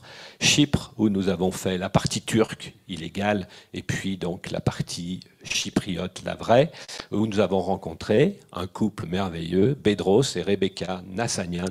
On a fait des échanges de bannières à Bedros Crossing, qui sont en contact avec Gateways Beyond et Jeff Collins, puisque donc Jeff souvent va donc dans cette partie-là. On a été à Antioche. On a fait aussi Carchemish, qui est un lieu qui est cité dans la Bible, où il y a donc une victoire donc Pharaon par rapport aux Assyriens. On a fait Haran, qui est la ville où Terah, le père d'Abraham, est venu, et Abraham est venu donc dans cette ville. On était à Édesse, c'est champ de l'Urfa. Je vous ai parlé du point de départ de l'église, de la voie nestorienne sur la route de la soie. Nimrut Dahe, donc un sommet très particulier avec le tombeau d'Antiochos. et puis toute la Cappadoce. Pour ça que vous avez des petites montgolfières qui essayent de monter et de descendre. Qu'est-ce que Dieu fait là? Lui, Bruno est très content de ses montgolfières. Elles bougent. Tout le PowerPoint, il m'a dit « Regarde les montgolfières, elles bougent ». Je fais ça, c'est extraordinaire, vous trouvez pas? Non, tu peux remettre. Si, non, mais c'est là aussi. Non, alors, voilà, je vous avais dit. Montgolfière, elle bouge, c'est très important. Et en fait, qu'est-ce qu'on est en train de faire? Maintenant, on commence un petit peu à comprendre. On pousse ouest-est. Vous comprenez là? On pousse ouest de la Turquie, est vers l'Asie. On commence à comprendre. On est en train de pousser un mouvement qui doit se réouvrir à l'envers de ce qu'on attendait. Les Chinois, eux, ils vont pousser est-ouest, ils vont revenir à Jérusalem. Mais nous, on pousse sur cette route. Je n'ai jamais entendu quelqu'un d'autre me dire qu'il l'avait fait, parce qu'il fallait réouvrir. Et ensuite, on est monté en Islande pour remonter juste tout à fait en haut avec Anne, mais il fallait repousser de Istanbul. Et on a beaucoup de fois prié sur Istanbul et Sainte-Sophie, qui aujourd'hui, malheureusement, aujourd'hui est redevenue une mosquée. Zut, mais voilà, on a quand même fait tout ce qu'on pouvait faire. Et on a poussé, et on est en train, regardez, d'Antioche, on va pousser vers l'Ararat. Donc cette route, on est en train de la pousser. Vous comprenez? Je voudrais vraiment que vous compreniez ce qu'on est en train de faire. C'est-à-dire que parfois dans nos vies, il faut pousser les choses. Et il faut prendre la direction que Dieu nous demande. Et alors que nous quittons Éphèse et nous retravaillons sur une année, nous cherchons la direction, nous sommes passés, comme l'a dit Bruno, par Chypre. Il y a une chose qui m'a beaucoup marqué à Chypre Nord, on est descendu dans le tombeau de Barnabé. On est pieds nus dans son tombeau, on aime les tombeaux, nous, donc on rentre dans le tombeau. Et on prend l'onction d'encouragement qu'il a donné à Paul pour le réveil. C'est pourquoi l'onction s'est détournée, elle n'est pas allée directement à Antioche, mais elle est passée par Chypre, parce que il avait payé ses prix, Barnabé. Et que Dieu a dit, je vais passer par là où tu es. Et quelque part, vous voyez, vous pouvez détourner l'onction parfois, parce que vous servez tellement avec passion le Seigneur, qu'il va détourner son chemin pour passer au travers de vous, là où vous habitez votre vie. Il a détourné sur Saint-Étienne. Il peut détourner chez toi, non? Qui est Saint-Étienne? C'est quoi Nazareth? Bon, il peut détourner chez toi. Donc vous voyez, vous pouvez attirer les choses de Dieu jusqu'à votre maison, jusqu'à votre salle à manger et le faire venir parce qu'il veut rentrer chez vous. C'est ça qu'on fait. Alors, juste des choses qui se passent d'une façon importante. Quand on est... voilà, je vais avancer trop vite. Voilà. Quand on est à Antioche, ici, on est en train de sonner le chauffard face à la Chine. C'est-à-dire qu'on est à Antioche et on est tourné vers l'Est, la Chine. Ce 8 août, c'est le jour de l'inauguration des Jeux Olympiques à Pékin. Donc on a commencé à comprendre qu'il y avait une direction que Dieu nous confirmait de continuer sur cette route de la soie. Ici, on partage avec des Turcs. Cenk nous dit « Oh mais c'est normal, ce qu'on vit, c'est écrit sur le rocher en turc. Réveille-toi Turquie, toi qui dors. » J'ai une diapo et je l'ai retraduite, et effectivement c'est bien ça. Il nous dit comme ça, c'est écrit « Réveille-toi Turquie, toi qui dors. » Ouais, mais lui venait d'être réveillé, voilà. Hein, il venait de donner salut à Jésus, il avait compris. Hein. Il était passé par le baptême, hein, donc juste l'année d'avant. Ici, on est à Karkemish et au bord de l'Euphrate. Donc là, il y a les deux drapeaux, turcs et la Syrie. Je me souviens de quelque chose qu'on a fait dans l'Euphrate extraordinaire, oui. Jérémie 51. On a pris une Bible et on l'a balancée dans l'eau et on a dit « Elle est tombée, la grande Babylone !» Elle est tombée. Sur le lieu, hein, là où c'était écrit. Et on a noyé cet esprit. Aujourd'hui, on continue à prier pour ça. Mais parfois, Dieu vous demande de donner une parole qui va changer les affaires. Ne me dites pas que la France fait rien. Oui, tous les petits versets que Paul Mel préparait dans des petits rouleaux de bois qu'on mettait au fil de l'eau sur l'Euphrate avec des versets prophétiques. On va peut-être changer un tout petit peu le programme et ça ne sera peut-être pas le même programme que ce qu'on a prévu parce que je sens que ce moment-là, il est particulier. Donc, je veux juste vous dire, Pourquoi on vous parle de notre histoire? Parce qu'il faut que chacun rentre sur son chemin, que chacun puisse avancer sur les lieux où il vous attend. Et pour ça, il faut entendre. Et pour entendre, il faut être dans l'adoration. Parce que c'est dans l'adoration que l'onction vous amène dans l'adoration vous amène dans l'onction. L'onction vous amène dans la direction. Et quand vous avez la direction, vous avez la provision. C'est obligatoire. Donc, vous êtes dans l'adoration parce que l'onction qui sera là vous donnera la direction. Amen. Devenons, et la France, on appelle, c'est quoi? C'est quoi l'appel de la France? L'amour, la passion, l'adoration. Non, ça devrait sortir comme ça. Donc, la France, son appel, c'est l'adoration. Hein. On est des adorateurs. Jésus s'est révélé à la Samaritaine, c'est la France, quelque part. Et donc, les adorateurs que nous sommes, nous adorons uniquement pourquoi? Pour la révélation. C'est la maison de Jean. Pourquoi? Parce que cette révélation, elle va t'amener la direction et la provision. Et la provision, c'est Carlos qui représente ça chez nous aujourd'hui. Et oui, c'est la moisson. Il n'y a aucun sens pour ça si on n'a pas compris que c'est la moisson. La préparation de cette Dieu, moisson. on va arrêter un petit peu avec tous les détails, on va avancer très vite parce qu'on devrait avoir fini. Mais en fait, non, mais il n'y a que les gens de la maison qui sont lassés, les autres ne sont pas lassés. Mais je vois la tête de mon fils, et lui, ça le lasse. Hein. Mais je vais vous expliquer quelque chose de très important, mais de très important. Nous sommes les porteurs de la voix prophétique. Carlos, tu m'entends, hein? Pour la moisson. Très bien, très bien. Amen. Donc, Amen. Merci, Carlos, donc, de cette onction d'encouragement de Barnabas. Quelque part, la chose qu'on veut mettre sur vous, c'est pas « Oh, on n'a pas fait tout ce qu'ils ont fait ». On s'en fout de ça, c'est pas ça. Croyez-moi, c'est pas ça qu'on veut vous dire. On l'a fait avec une équipe, on l'a jamais fait tout seul, d'abord. Et puis, la deuxième chose, notre responsabilité de Français. Les amoureux, guerriers, pour faire quoi? Pas pour rester seulement dans les maisons de prière, je ne suis pas contre, mais non, il faut aller là. Et gagner des âmes, gagner des gens, trouver des personnes. Alors, gagner des âmes, hein, voilà. Gagner des âmes, par exemple, d'Émir, à Malatia, sous une treille. Il a donné sa vie à Jésus avec une Bible. Ici, c'est Haran, c'est dans l'état où étaient les constructions de l'époque où Abraham était. Ici, Sandlourfa avec ses carpes, c'est Édesse. Là, c'est donc le Nimroud d'Agueux, et on ne devait pas adorer le soleil comme la plupart des gens le font au lever du soleil. Et puis une représentation donc de la Cappadoce avec Gorem et les montgolfières qui sont très connus là-bas. On continue donc après 777, 888, on est dans le 999 et là on se rend donc sur Kars ici et on va faire un voyage de Kars au lac de Van en passant par l'Ararat. Et ici on est aux frontières avec l'Iran et avec l'Arménie et la Turquie. D'accord? Voilà, pour situer un petit peu le genre de voyage. À l'aéroport de Kars, il y a un groupe qui arrive. À la frontière arménienne, on boit directement du lait de chèvre dans des conditions limites, on dirait en France.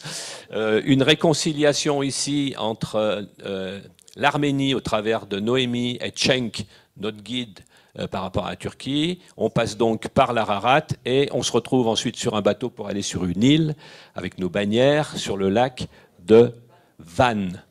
Et ce 999, on a fait donc pas l'ascension directement de l'Ararat, puisque c'est plus de 5000 mètres, et que parmi nous, il y avait des gens qui avaient des difficultés pour suivre. Donc on est monté à 3005, où on a fait nos temps de prière. Hein. Là, c'est quand on a à peu près démarré ici. Donc on est très très loin. On part à peu près à 1800 mètres d'altitude, on monte à 3005. Et puis, le drapeau que vous voyez ici, donc le drapeau français, 3 jours après, il était au sommet de l'Ararat avec un de nos guides. Et puis, Laureline a eu aussi l'occasion de monter avec ses amis guides en haut de l'Ararat. Donc, Ararat, c'est à Redae, et c'est là où il y a l'arche. Ça a été prouvé que donc ils ont retrouvé dans le glacier par une équipe chinoise ou japonaise, etc. On va faire très vite, Bruno. Il faut avancer, il y a trop de détails. Oui. Mais juste pour dire une chose, ici, c'était pour les parler sur la montagne. Qu'est-ce qu'il y a sur les montagnes? Le gouvernement de Dieu. Les hauts lieux, oui. Dieu gouverne sur les montagnes. Il a mis ses hôtels sur les montagnes, et Satan le sait, et il essaye de nous piquer tous les sommets, et nous, on revient sur les sommets pour récupérer ce qui nous appartient. D'accord ? Donc, sur les montagnes, c'est là où règne le gouvernement de Dieu. Le mont Morija, le mont Sinaï, le mont Horeb. Dieu gouverne sur les montagnes. Alors, le but, s'il y a un mont vers chez vous, allez-y prier. Récupérez la montagne qui est à côté de chez vous. Colline soit-elle, hein ? Nous devons récupérer notre terre. Oui. Et ce qu'on vous montre, c'est pas parce que on l'a fait dans notre nation, on a fait des endroits. Chacun doit faire son endroit. Chacun a sa part de gloire pour que cette gloire se transforme et se manifeste en réalité de l'invisible au visible. Et c'est ça la chose à laquelle chacun de nous est appelé. J'aimerais que vous compreniez que vous habitez quelque part où vous ne devez plus passer vos week-ends seulement dans vos chaises longues, mais il y a quelques petites choses qu'il faudra faire quand même. Alors en 2004, avec Pierre Daniel, tous les deux, on est allés donc dans la maison de Gwen Shaw. Et donc, on a découvert ce que voulait dire racheter la terre. Hein, ça fait partie de l'ADN que nous avons reçu pour aller dans ces nations. Oui, je suis d'accord avec toi, Bruno. Vous pouvez acheter ce livre, pas chez nous, il est quelque part dans les librairies, cherchez-le. Racheter la terre de Gwen Shaw, elle a dit l'arme la plus forte de la fin des temps, ça sera la communion, le repas du Seigneur, que vous allez prendre sur les lieux où je vous le dirai. Parce que j'ai dressé une table devant tes ennemis. C'est quoi ? Ben, c'est la communion, c'est le pain et le vin. Et nous, partout, dans toutes les nations, dans tous les endroits où on est allé, on avait toujours dans nos sacs à dos, et quand on oubliait, il y en avait toujours un qui avait des miettes, du pain, quelque chose, sa biscotte, sa brioche, je sais pas quoi, et on trouvait du vin. Hein, tous ceux qui ont fait les voyages avec nous, ils savent, ils sont là, ils sont fous. Merci d'avoir été avec nous. Hein. Oui. Et je veux juste vous dire, vous pouvez tous avoir dans votre sac à dos un bout de pain et un petit machin de vin comme ça, ou du jus de raisin. Soyez prêts à ce qu'à un endroit, Dieu vous dise, là maintenant, tu prends la communion, et même tu prends mon sang, si c'est pas du vin, et tu le verses et tu rachètes le lieu où tu vis. Si chacun fait ça, la France, ça va aller très vite. Ça va aller très vite. Flo, toujours prêt, c'est des restes scouts. Et on a, comme a vu Carlos, il y a les scouts qui sont en train de camper à Farnay. Alors, 2010, ça a été au milieu de ce voyage, ça a été une année particulière. J'ai mis 2005-2015, en fait, c'est vraiment au milieu, vertical. Oui. Oui. Et donc, on a fait quelque chose en Israël et on est allé en haut du mont Sinaï. Donc, c'était une année sur la route d'Ésaïe 19, puisque la route de la soie, elle passe comme ça, et là, verticalement, donc on part de la Syrie, on va dire, et on descend ici. Voilà, donc on va essayer d'avancer rapidement. Donc ça, c'est des vues à la fois de Jérusalem, ici sur l'esplanade du Temple, on voit le Temple ici, la frontière, les passages, le monastère de Sainte-Catherine. Donc ce que nous avons vécu avec des 4x4 en Égypte. Ensuite, 2011, on a fait quelque chose de particulier qui était très éprouvant. Donc dans le Trans-Kashgar, c'est-à-dire la partie nord sur la mer Noire, de la Turquie. On est allé à Ankara, on a fait le Trans-Kashgar et avec l'Orline, on est parti de Trabzon, on est allé à Téhéran en éclaireur pendant quelques jours chez une famille. Voilà.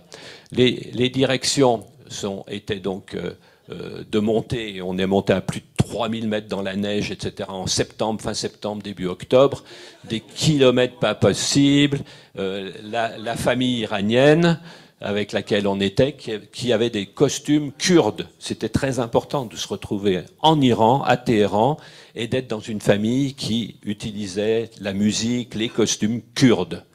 On commençait à découvrir ce que c'était que les Kurdes. Et l'année suivante, donc, on a fait vraiment notre voyage en Iran avec tout un groupe, donc en atterrissant à Téhéran, et on a fait à peu près toute cette partie-là.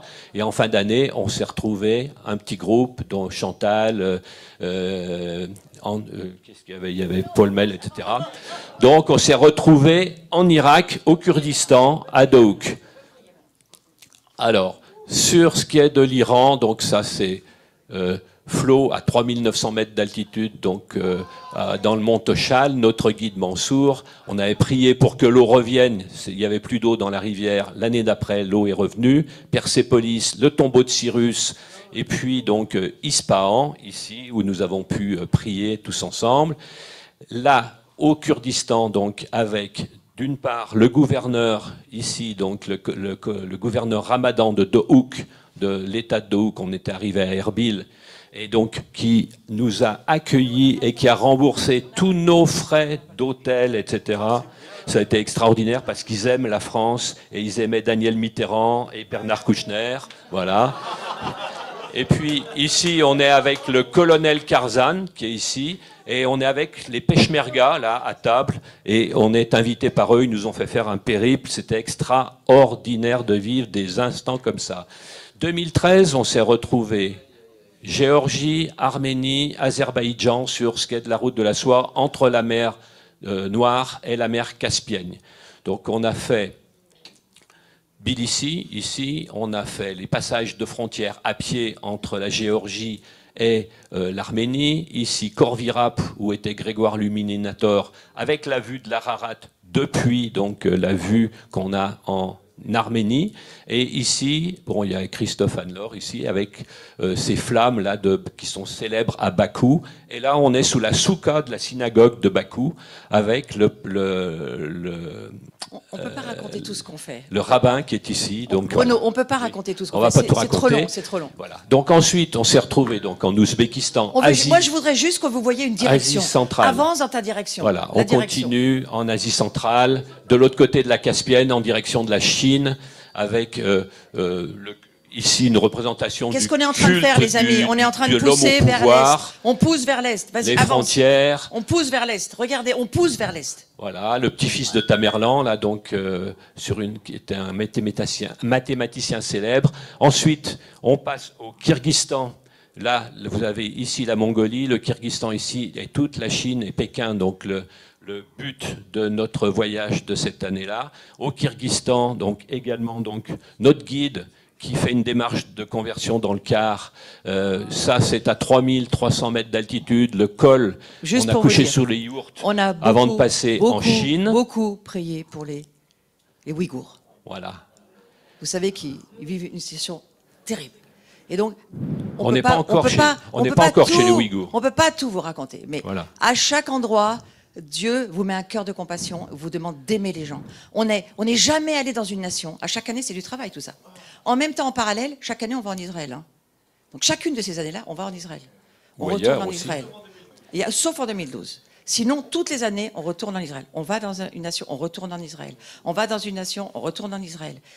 C'est notre cœur, c'est le cœur du Seigneur. Le cœur du Seigneur, ce qu'il veut, c'est que les nations, c'est très bien, mais il faut toujours revenir à Jérusalem. Donc là, c'est notre trajet donc, en Chine, on va finir, depuis le Kashgar jusqu'à Pékin. Ouais, ouais. Ensuite, donc voilà, ce qui se passe donc au pays des Ouïghours, les dunes de Dunuang, on a fait du chameau. C'est donc important. Xi'an, avec toute la ville, sillonner les murailles avec des vélos, monter dans les pagodes, oui. Et à Pékin, sur la muraille, et là donc, ce qui est important, c'est la bannière qui est ici, que vous voyez. On va finir avec ça, si vous voulez. Ici, donc, qui a été J'aimerais qu'on prie pour chaque personne maintenant ici ce matin. S'il vous plaît, on va arrêter maintenant. Et depuis, donc, une autre, c'est une autre dimension. Vous voyez ces deux bannières-là. Non, on va la taire une seconde, puis on va l'enlever, c'est pas de souci. Il y a une partie qui était en Australie, chez mon fils spirituel, Andrew Morabito. Il avait la partie là, chez lui, et celle-ci ici en France. Et dans le train, en allant en Chine, on a réuni ces deux bannière et on a déclaré l'union et l'amour entre l'Est et l'Ouest. Et en fait, tout le but de ce voyage, c'était que Dieu réunisse le cœur des nations et que nous puissions le déclarer partout où nous allions, avec bien sûr l'amour pour Jérusalem, toujours, des menorahs partout, des prières partout, des repentances partout. Ce sont des flèches, on ne peut pas tout expliquer. Nous, on veut juste vous donner un flash comme ça, pour vous dire, il faut le faire maintenant pour notre nation. Il faut que la France, aujourd'hui, elle se réunisse. Il faut que les cœurs à l'ouest, les cœurs à l'est en France se retrouvent. Il faut une unité entre nous. Et il y a un voyage à faire ce matin. Et merci Bruno, on va s'arrêter là, c'est très très bien. Bruno a fait de son mieux, hein, mais on veut lui rendre l'honneur. C'est lui, avec Virginie, bien souvent, et toute une équipe, mais ils ont été vraiment les organisateurs. Tout ce qui est côté d'administration, c'est compliqué. C'est des gens aussi qu'il faut mettre à l'honneur, parce que sans eux, on ne ferait rien. Mais ce matin, je remercie toute la famille qui était autour de nous. Sans eux, on n'aurait jamais rien fait non plus. Et ce matin, ce que j'aimerais vous dire, est-ce que vous êtes prêts? Levez-vous. Levez-vous. Dieu ne veut pas des cœurs partagés, c'est ce que j'entends. Et puis prends un micro parce que si tu as quelque chose, tu y vas. Il est là. Ouais, vas-y, vas-y. On peut avoir une écoute touristique, puis sympathique, c'est bien, mais j'aimerais qu'on puisse aller passer au-delà, parce que bon, c'était sympathique. Mais on est au-delà de la sympathie lorsqu'on est dans un lieu spirituel. Il y a des choses qui sont faites, qui ont de l'importance, puis il y a des choses qu'on ne comprend pas, mais qui sont tout à fait importantes. Mais c'est quand il m'a donné ça, et je vois qu'il y a les deux parties, donc c'est pour ça que j'ai demandé qu'il y ait un micro. Parce que là, il y a une séparation. Mais c'est ce qu'il y a aussi dans vos cœurs. Il y a une séparation. Entre ce que vous aimez et ce que vous n'aimez pas, ce que là vous allez visiter, ce que vous ne voulez surtout pas visiter. Mais justement, le Saint-Esprit fait que des fois, il vous amène là où vous ne voulez pas aller. Alors, je ne sais pas comment, hein, vous direz, là, comme il y a quand même Jean, Eric et nous tous, mais moi, je pense qu'à un moment donné, il faut s'approcher d'ici. Hein, parce qu'il y a peut-être, vous, c'est peut-être là que vous aimeriez aller. Et puis, et puis vous avez peut-être juste besoin de toucher ça là, ou là, puis repartir. Mais vous déclenchez ainsi quelque chose en vous que vous ne gérez pas. Parce qu'on a passé un moment très sympathique. On a vu hein, comment Bruno a voulu donner tous ces détails. C'est vrai que si on a eu du temps, moi j'aime bien les détails. Et c'est beau. Et tu nous rappelles à l'essentiel, puis tu donnes ça. Mais là je vois, il y a une séparation. Eh bien on l'a dit hier, tu nous l'as rappelé. Tout le monde, vous l'avez entendu que ces fois. On a le ministère de la réconciliation. Et nous, et toi tu l'as dit, on traverse les frontières. Vous avez vu? On est des gens, on traverse des frontières, on va dans les églises, voilà. Eh bien, je ne sais pas comment, parce que là, mais je sens qu'à un moment donné, je ne sais pas s'il faut toucher là. Mais il faut avoir que vous approchiez quand Dieu vous montrera. Ça se dit pas, vous montrera, c'est mieux. Et après, mais si vous voulez vivre paisible, ne venez rien toucher. Parce que vous êtes, là c'est un déclencheur prophétique qui fait qu'on ne peut plus promener un regard. Ça t'enlève l'indifférence et tu ne vas pas dans un pays manger des gaufres et donner quelques pièces à ceux qui ont besoin. Tu vas sur un chemin d'histoire et tu te fais réconciliateur et espérance parce que tu es aussi prophétique.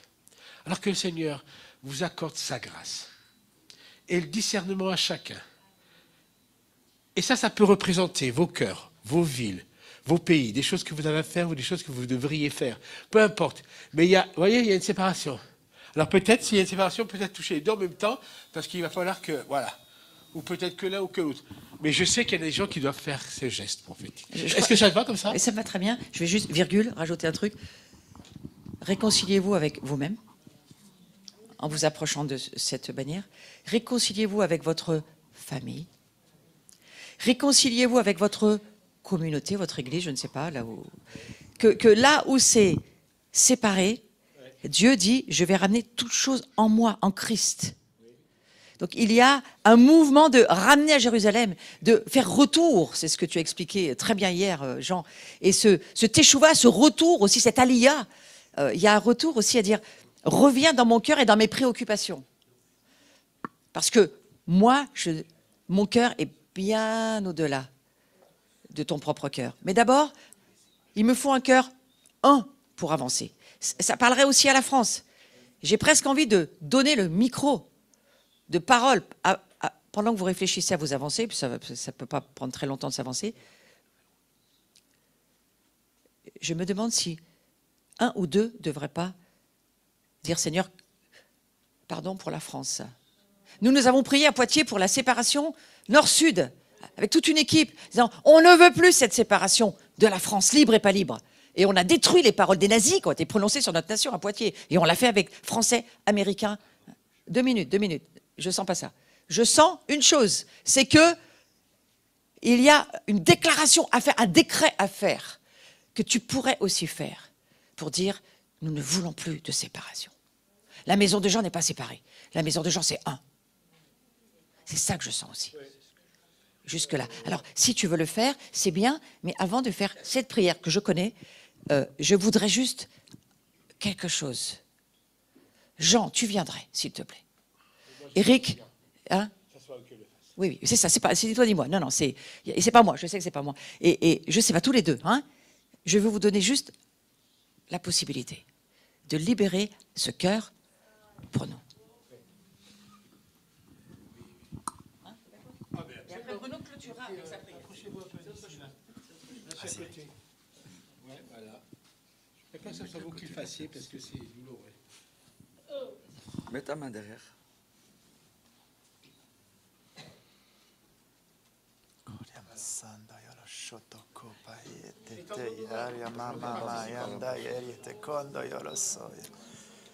Sekarama sandoro koria baba bashandara karia basandoro kor. Robo bokora bashandara kai. Tarababa bakaraba sandara karia bashori kerebresi. Robo kora bashandara yerkere bra yerekid. Rimbi geraba gara mayana kana marasandara kede. Robo kora brasa yerekid. Tu nous as demandé de réclamer les nations. Et ce matin, nous réclamons les nations. Et nous comprenons que les nations ne sont pas que de la terre, mais c'est des gouvernements, ce sont nos familles, ce sont nous, nous sommes des nations. Et nous ne pouvons pas être séparés devant toi. Notre cœur est une nation. Nous réclamons les nations. Nous réclamons le cœur de la France. Nous réclamons le cœur des Français.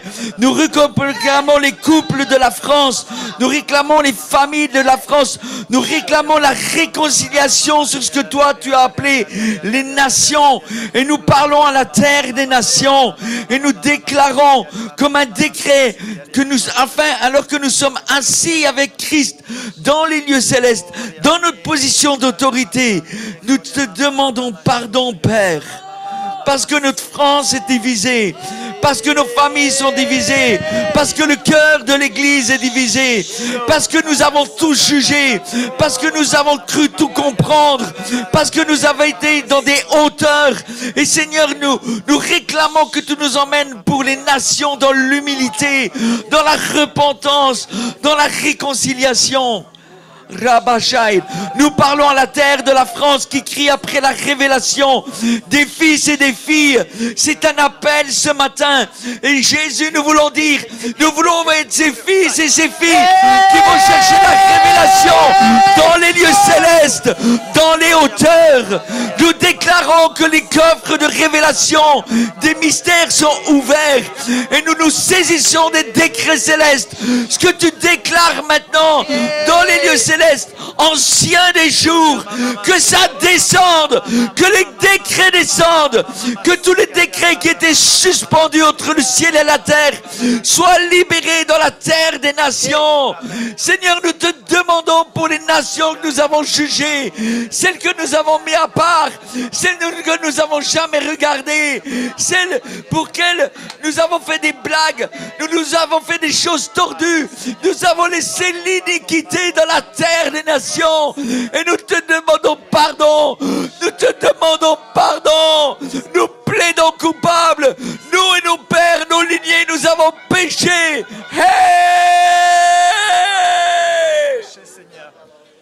Oui, Seigneur, nous venons dans tes cours célestes maintenant, Seigneur. Et nous plaidons coupables d'avoir choisi des camps, coupables d'avoir choisi de soutenir l'un plutôt que l'autre, alors que toi, tu veux que toutes les nations te reviennent en héritage, Seigneur mon Dieu. Coupables d'avoir choisi une église plutôt qu'une autre, coupables d'avoir choisi un groupe plutôt qu'un autre, d'avoir choisi une race plutôt qu'une autre, Seigneur mon Dieu. Pardon pour tout ça, Seigneur, nous plaidons coupables. Et pardon pour ces cœurs divisés. Pardon pour ces cœurs divisés. Pardon pour nos cœurs divisés, parce que nous et nos pères, nous avons eu des cœurs divisés. Et nous plaidons coupables devant toi, Seigneur. Et nous te demandons que le sang de Yeshua, le sang de Yeshua, le sang de Yeshua vienne maintenant, Seigneur, sur cette division et vienne, au nom de Jésus, faire un de ce qui était deux, Seigneur. Faire un de ce qui était divisé. Nous proclamons que nous voulons être transformés de gloire en gloire à la même image que toi qui est Adonai Echad. Adonai Echad. Nous voulons être Echad, nous voulons être un, Seigneur. Et au nom de Jésus, nous prions que nous ne soyons plus dans la division, mais que nous soyons un, unis en toi, unis avec toi. Au nom de Yeshua. Je voudrais juste vous montrer quelque chose. Vous voyez, si tu veux juste te déporter, Astrid. Voilà, regardez, là, nous avons réuni cette bannière sur la muraille de Chine. C'est là que ça a été fait. Vous voyez l'image centrale. Et Dieu nous a dit, c'est là que tu vas mettre l'Est et l'Ouest. Ici. Et tu vas dire, c'est ici, au pied du dragon, que moi je règne. Là où il y a un dragon, il y a un... Ceux qui sont dans la carto, ils le savent. Là, il y a un dragon, il y a sous ses fesses, il y a un trésor. Et vous occupez pas du dragon. Occupez-vous du trésor. Il y a une église en Chine souterraine extrêmement puissante qui ne se montre pas, mais qui gouverne déjà beaucoup de choses. Et aujourd'hui, c'est ce que le Seigneur nous a dit. Est-ce que dans ton cœur, tu voudrais maintenant cesser d'avoir peur? Cesser d'avoir peur. Je sens en moi quelque chose de Jésus qui se lève et qui dit, mais c'est quand qu'ils vont arrêter d'avoir peur? Est-ce qu'ils me connaissent, moi le Messie? Est-ce qu'ils savent qui je suis? Est-ce qu'ils m'ont vu? Est-ce qu'ils m'ont connu? Et il y a des chemins de gloire qui s'ouvrent devant nous. Ce ne sont pas nos circonstances, ce ne sont pas nos événements. C'est juste que le Messie n'est pas gêné par un dragon. Il le laisse. Mais ce qu'il veut voir, c'est ton cœur. Il veut voir ton cœur uni, non séparé. Aime les Chinois, mon frère, ma soeur. Tu ne peux pas prier pour une nation si tu ne l'aimes pas. Aime les Chinois. Regarde pas la télévision sous cet angle-là. Aime même le terroriste. Pas son péché, le terroriste. Tu peux l'amener à Jésus. Qu'est-ce qu'ils ont fait avec Saul? C'était qui Saul? C'était qui Saul? C'était un petit Ben Laden, excusez-moi. Ananias ne voulait pas y aller. Il a dit, ah non, moi, il n'y a pas moyen. Et Dieu lui dit, si, c'est toi qui as choisi. Oui, je sens ça. Je sens qu'il y a... Vas-y, allez, vas-y. Moi, je sens... C'est le prof d'histoire qui parle. Je sens que notre nation doit s'incliner devant la majesté de Dieu parce que nous portons le fardeau de notre histoire. Nous portons notre histoire. Les couleurs bleu, blanc, rouge qu'Astrid a levées, ça lève en moi le fait que notre nation a déversé du sang, a réduit en esclavage les nations. Et quand Éric parlait des nations tout à l'heure, on a créé au 19e siècle une idée d'État-nation. L'État doit devenir une nation et les nations doivent être dans un seul État. Moi, je vous dirais que les nations sont dans un sale État aujourd'hui. Parce que nous avons semé discorde, esclavage, et nous avons réduit parfois à néant l'appel de dizaines de nations en tant que Français. Parce que nous avons toutes mis ces nations dans notre empire. Et nous n'avons pas été nation, nous avons été empire.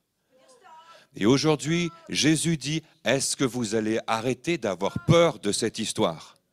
Est-ce que vous allez arrêter d'avoir peur de vous repentir et de vous humilier devant ceux qui ont été oppressés par vos pères et vos mères? Et aujourd'hui, moi je veux dire, oui Seigneur, je n'ai pas peur.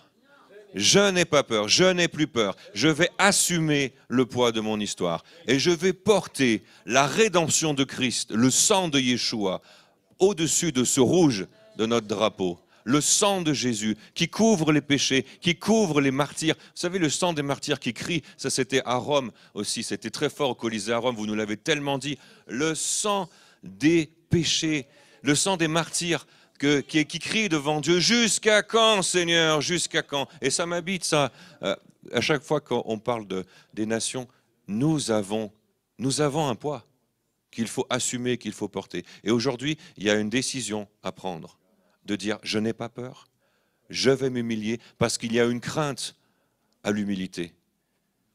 Et on a un péché en France, c'est l'orgueil. On est très, très orgueilleux en France. On pense qu'on est les Lumières, tout ça, etc. On ne va pas faire toute l'histoire, mais et Jésus nous dit, n'ayez pas peur d'être humble. Votre force est dans l'humilité, et pas dans l'orgueil. Votre victoire est dans l'humilité, pas dans l'orgueil. Et il y a des routes qui sont ouvertes. Moi, je sais qu'elles sont ouvertes. Et il y en a une qu'il faut ouvrir. Et celle qui se tourne vers l'Afrique, ce pétale dans la fleur, doit être ouvert.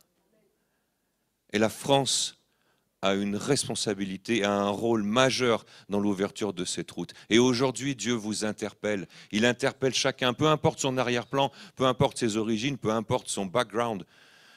Dieu t'appelle aujourd'hui à dire, est-ce que tu veux marcher avec moi sur cette route? Parce qu'en France, croyez-moi mes amis, l'Afrique est là. Depuis longtemps, elle est là. Elle n'a pas forcément choisi d'être là. On ne lui a pas toujours fait honneur à l'Afrique. Et la francophonie, Fabien dit, oh, attention, l'Afrique, c'est un truc, la francophonie avec l'Afrique, il faut y aller doucement. Mais c'est vrai, parce qu'on n'est pas guéri. Mais aujourd'hui, Dieu te dit, est-ce que tu veux te laisser guérir? Est-ce que tu veux t'humilier? Est-ce que tu veux aimer et porter ça? Parce que cette route-là, Dieu nous attend, Français, peu importe notre couleur de peau, peu importe notre histoire, notre culture, notre arrière-plan familial ou ethnique. Dieu nous attend. Si on a le drapeau français qui vibre en nous, Dieu nous attend sur cette route de l'Afrique. Vous savez, Paris-Dakar, ça s'est exporté en Amérique du Sud. Pour moi, c'était désolant. Parce qu'on a une histoire avec l'Afrique. Et ça ne s'arrête pas qu'au Sénégal, l'Afrique. Mais il y a des choses qui viennent de Paris et qui doivent aller jusqu'à l'Afrique. Et c'est des routes aussi qu'il nous faut ouvrir. Voilà. Il y a des prières que Bruno va faire.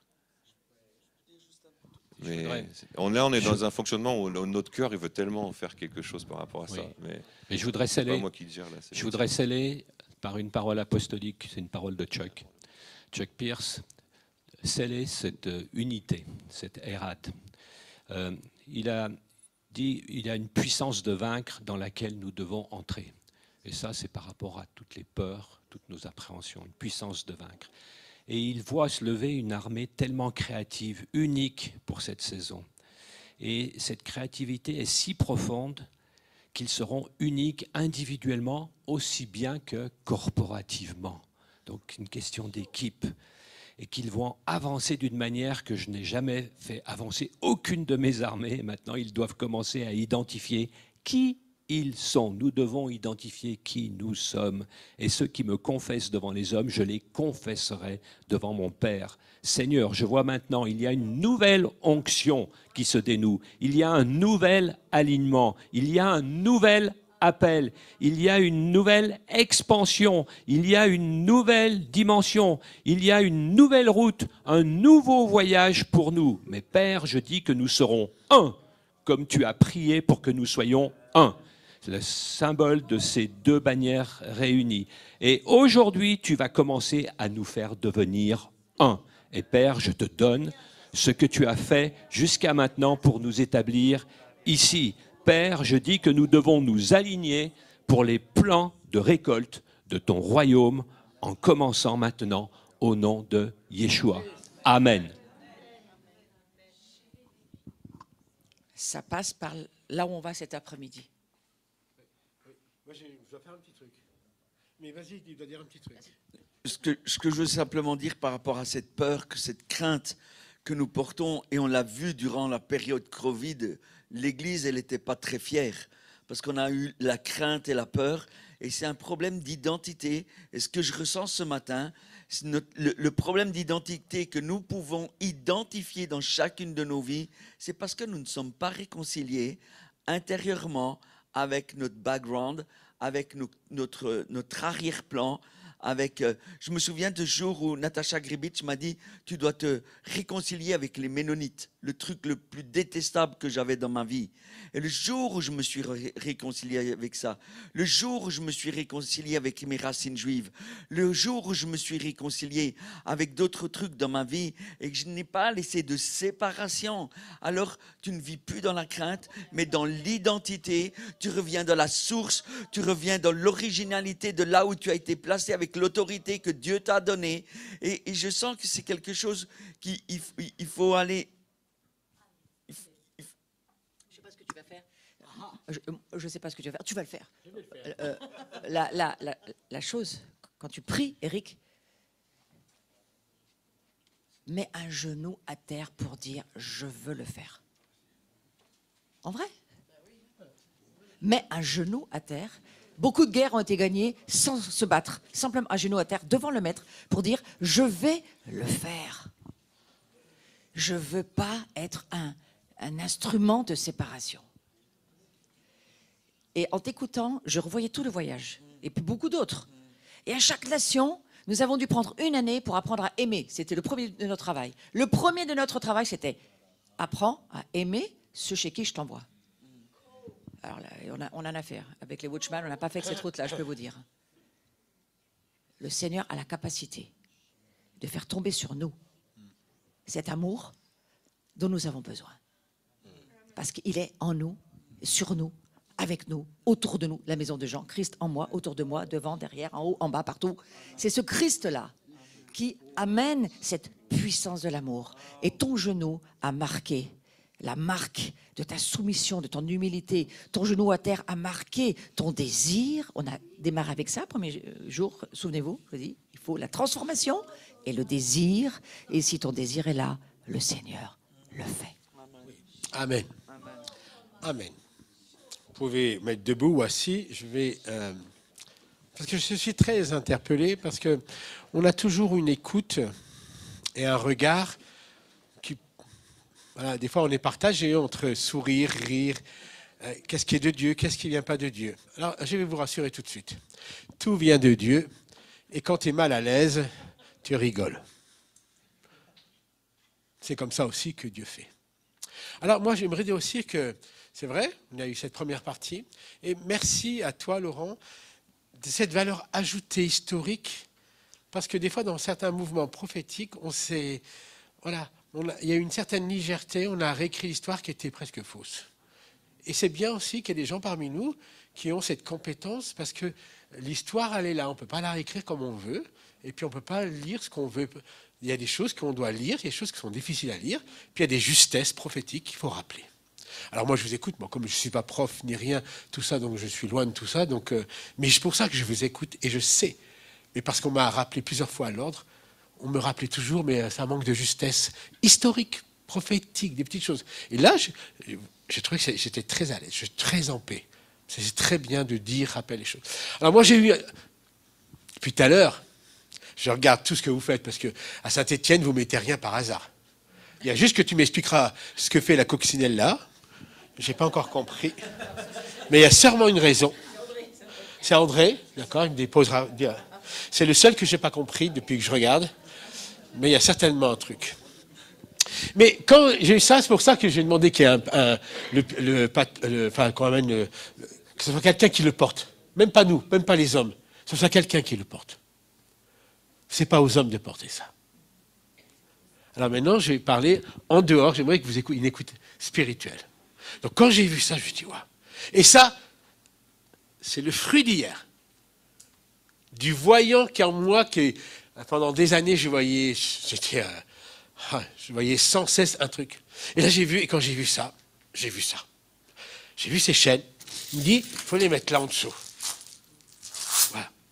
Et à mon avis, c'est toi, tu l'as un peu élevé. Après, je dis, waouh. Puis quand je viens, je dis, il faut aller chercher ça. Mais tu vois, quand il va être libéré, ça passe par là, et c'est parce qu'il va y avoir ça. Vous comprenez tout ça spirituellement quand vous le voyez. Parce qu'on ne fait pas de la cartographie spirituelle, parce qu'on n'a rien à faire et puisque c'est beau. Mais on sait que, à cause de l'Esprit Saint qui nous anime, on sait que le Jésus On sait qu'il y a une moisson qui arrive, on sait qu'il y a des vies et que tout ça c'est des vies libérées, guéries et que dans toutes les routes où vous allez les uns les autres, moi partout où je vais quelque part, dès que je vois un champ, je m'arrête et je pique un brin. Je ne peux pas juste faire une promenade touristique. Il faut que je m'arrête, je pique un brin. Il y a une vigne, je pique un machin. Il y a un olivier, je pique un fruit. Demandez au Seigneur d'être des piqueurs. Dans vos yeux ou en réalité. Il y a quelque chose... Ah, glaner, voilà, merci. Et en plus de ça, moi je suis là. Je vais vous dire pourquoi. Ça me touche très fort parce que, à vrai dire, je ne suis jamais allé en Afrique. Pourtant, j'ai été invité de nombreuses fois. À cause de mon ministère, je ne suis jamais allé en Afrique. Parce que je ne veux pas y aller seul, pour des tas de raisons. Oui, je suis allé en Égypte, c'est vrai. Mais pas en Afrique noire, toute cette Afrique-là.